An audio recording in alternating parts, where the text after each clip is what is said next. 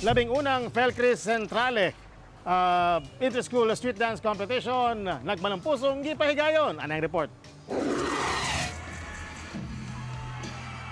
Sa 15 ka mga eskwela nga miapil, unom ang nakadaog og cash prizes sa baguhay lang natapos na Inter-School Street Dance Competition nga gipahigayon sa Felcris Centrale. Nakuha sa Bernardo Carpio National High School ang 4th place nga dunay premyong 30,000 pesos, 20,000 sa grupo, samtang 10,000 sa eskwelahan.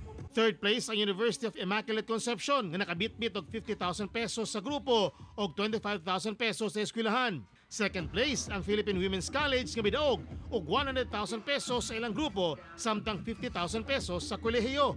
O champion ang University of Mindanao nga midaog og 200,000 pesos alang sa grupo og 100,000 pesos alang sa universidad. Daog gihapon ang UM og dugang 50,000 pesos alang sa Shopper's Choice Award.